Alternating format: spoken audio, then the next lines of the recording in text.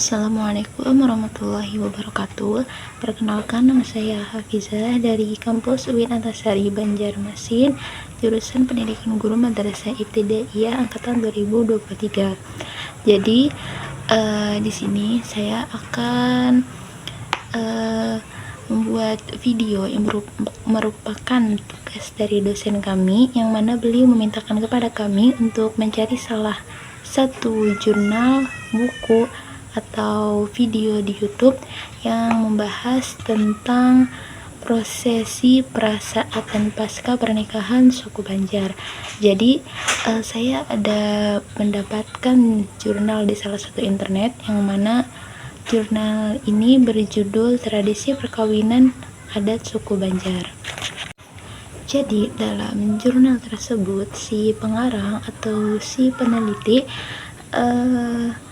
menyebutkan beberapa daerah di Kalimantan Selatan yang melestarikan tradisi perkawinan adat suku Banjar. Salah satunya seperti di Desa Lopunter, Kecamatan Haruyan, Desa Lungau, Kecamatan Kandangan, dan Desa Tauya, Kecamatan Angkinang. Nah, jadi yang ketiga desa ini tadi yang masih melestarikan tradisi perkawinan adat suku Banjar.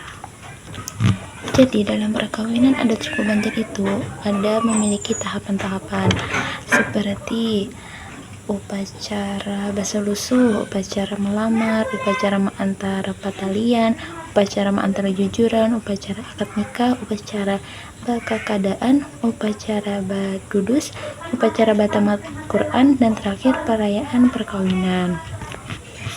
Maksud dari upacara basalusu yaitu adalah ketika si laki-laki itu harus mencari asal-usul si wanita atau si perempuan yang ingin dia jadikan sebagai calon istrinya.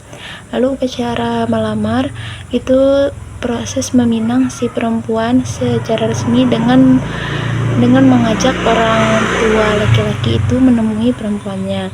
Lalu ada upacara antara patalian, yang maksudnya ini merupakan penegasan dalam hubungan yang disertai pemberian tanda pengikat seperti bertukaran cincin. Lalu ada antara jujuran, yaitu penyerahan uang dari pihak si laki-lakinya. Lalu ada upacara akad nikah, yang mana itu termasuk ijab kabul.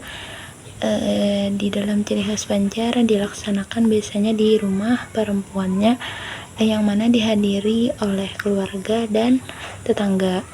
Lalu ada upacara bakakadaan, ini maksudnya memperkenalkan keadaan berupa pasangan suami istri kepada masyarakat.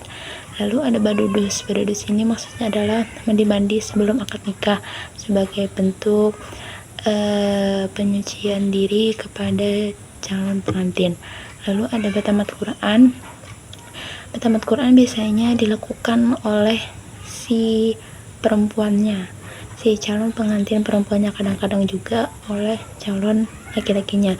Lalu yang terakhir ada upacara perkawinan, yang mana upacara perkawinan ini upacara perayaan hari pernikahan si laki-laki dan perempuan tadi.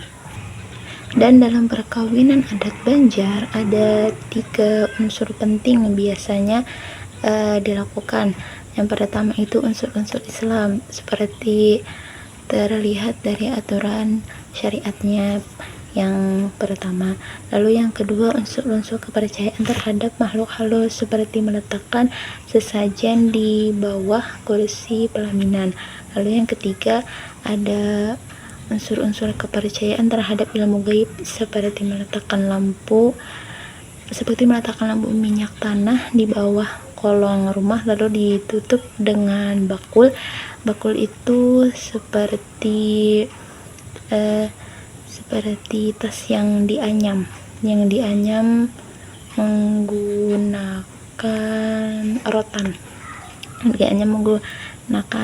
rotan tipis. Nah, tujuannya itu untuk menangkal hujan. Lalu dalam pandangan Islam sendiri, seperti upacara basuh lusuh, melamar, mengantar dan sebagainya tadi itu, ada beberapa pandangan dalam Islam. Yang pertama, seperti basuh lusuh itu sesuai dengan ajaran Islam, karena seorang laki-laki dianjurkan untuk mencari calon istrinya atau mencari calon pendampingnya yang baik. Lalu seperti upacara melamar atau khitbah termasuk sunnah juga, karena dalam Islam melamar merupakan tujuan untuk keseriusan dari si laki-laki. Lalu ada mengantar patalian dan mengantar jajuran. Nah, dalam pandangan Islam ini dibolehkan dengan adanya tanda pengikat seperti yang pertukaran cincin tadi, selama tidak dianggap sebagai mahar. Wajib dibayar kembali jika batal tidak jadi menikah. Lalu untuk jujuran juga diperbolehkan dalam Islam selama tidak memberatkan si laki-laki. Lalu ada badudus ini yang mana tadi penyucian diri. Nah, penyucian diri ini sejalan dengan Islam yang disebutkan sebagai ta'ziyatun nafs. Nah, namun cara pelaksanaannya harus dijaga agar tidak bertentangan dengan syariat. Dilakukannya harus dengan pakaian tertutup, tanpa ritual mistis, dan niatnya untuk membersihkan diri, maka hukumnya boleh. Namun jika mengandung doa selain kepada Allah atau campur antara laki-laki dan perempuan, maka tidak diperbolehkan. Lalu ada batamat Quran ini diperbolehkan dalam Islam karena tujuannya agar calon pengantin mendapatkan keberkahan dan menjadikan Quran sebagai pedoman hidup mereka. Lalu ada akad nikah. Akad nikah ini merupakan inti dari pernikahan yang sangat sejalan dengan Islam, karena di akad nikah ini disitulah seorang laki-laki mengucapkan ijab kabul, sampai terdengar kata sah, maka si perempuan tadi itu sudah menjadi milik laki-laki, yang mana juga ijab kabul ini mungkin bisa dibilang mempersatukan dua keluarga gitu. Lalu yang terakhir ada perkawinan. Tadi ada upacara perkawinan atau yang biasa disebut dengan hari pernikahan. Nah, ini juga diperbolehkan dalam Islam karena merupakan salah satu wujud syukur laki-laki dan perempuan tadi kepada Allah, dan merupakan pemberitahuan kepada masyarakat bahwa pernikahan telah sah, bahwa kedua orang tadi, si laki-laki dan perempuan tadi itu, mereka sudah sah menjadi suami istri. Namun terkait 3 unsur tadi, menurut saya ada beberapa unsur yang bertentangan dengan ajaran Islam.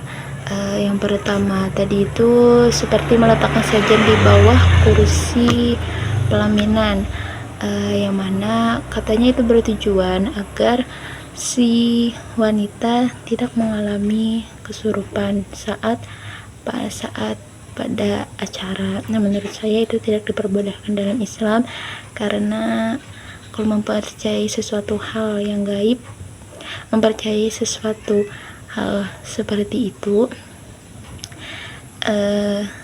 menurut saya itu termasuk syirik. Nah, lalu ada juga yang meletakkan lampu minyak tanah di bawah kolong rumah lalu ditutup dengan bakul tadi, yang bertujuannya untuk menangkal hujan. Menurut saya itu bertentangan juga dengan ajaran Islam, karena mempercayai suatu hal seperti itu selain mempercayai Allah, maka menurut saya itu termasuk syirik. Nah, mungkin itu yang dapat saya sampaikan mengenai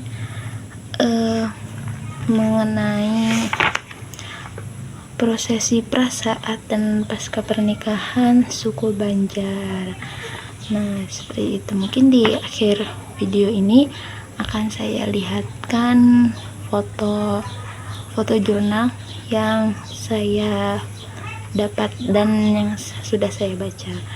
Mungkin ini yang dapat saya sampaikan. Jika terdapat kesalahan kata, maka itu datangnya dari saya, karena segala kebenaran hanya milik Allah Subhanahu wa Ta'ala. Akhirul kalam. Wassalamualaikum warahmatullahi wabarakatuh.